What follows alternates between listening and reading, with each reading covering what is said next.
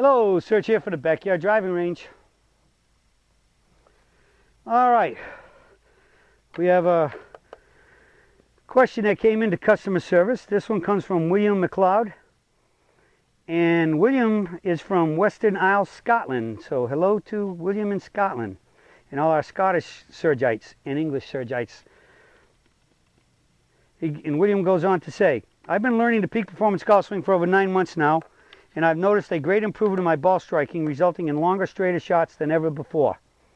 I do, however, have a problem with my back upswing. To consistently ring the bell and bump to transition to the forward upswing to the tee finish, I need to do my backswing in slow motion. Can you please help me complete my swing by improving my back upswing? Keep up the great work. The daily videos are helpful. Sincerely, William McLeod from Western Isles, Scotland.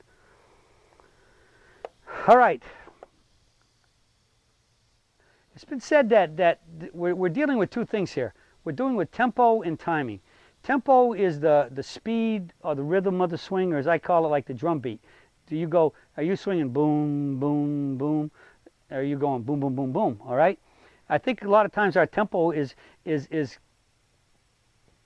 going to be reflected by our speech. How do we talk? As you know, I can talk really, really fast. And I guess I'm lucky because I guess my brain most of the time can keep up with my mouth. All right? And so in talking really fast, I tend to walk really fast and do a lot of things, most everything really fast. All right?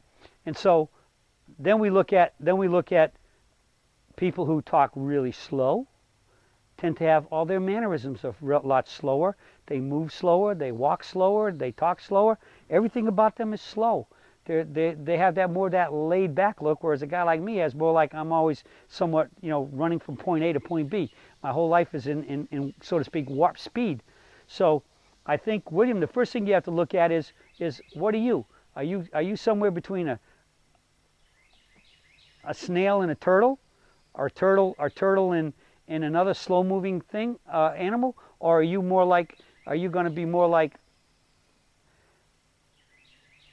a moderate speeded animal, or are you going to be really fast? All right, and whatever your mannerisms are in terms of speech, and usually matches what your movement patterns are, tempo is. That's what you are, and so that's what you have to build on, because that's the way your brain functions in everything you do. All right, so if slow motion is working, I'd say there's nothing wrong with slow motion. Heck, we had a guy, he had it on the PGA Tour for years, a great player named Bob Murphy, and I think to these days he's still a commentator in golf tournaments. I mean, Mr. Murphy used to take that club back really, really slow. How about for the ladies? Nancy Lopez was quite slow. She used to take it back really slow, and then bam, then she'd explode.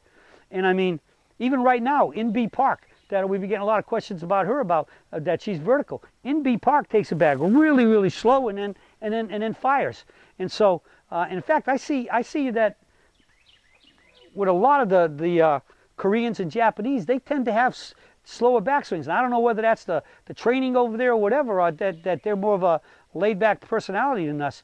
But heck, look at Jason Duffner, just won the PGA. Another one on the tour, Chad Campbell. Both of these guys, I mean, DJ's played practice rounds with them when I've been there and I play with them. And I mean, they got nice.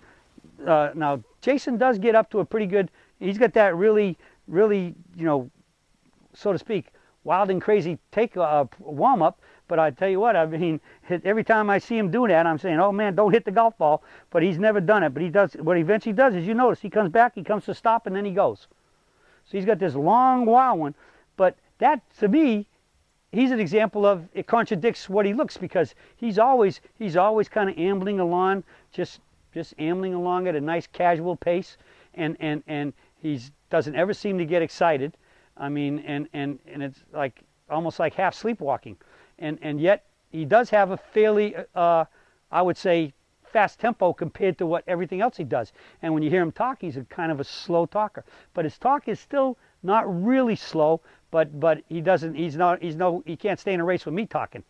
Okay? So I think Jason might Duffner might be a little outside of that. Chad Campbell is another example, as I said, of a very low key. Even Boo Weekley. These guys just amble along, but that's them. They're laid back. Everything they do is at least compared to what I do is way slower. All right, and DJ kind of runs and works, and basically he can talk fast. He doesn't tend to talk as fast as me, but I'll tell you one thing, I can't keep up with him walking. I know he's got a bigger step than me, but when he's walking, man, he can move. And as you know, his swing is at a very smooth, fast pace. Okay, so you got to figure out what you are. There's nothing wrong with slow as long in the backswing, as long as you have a smooth transition.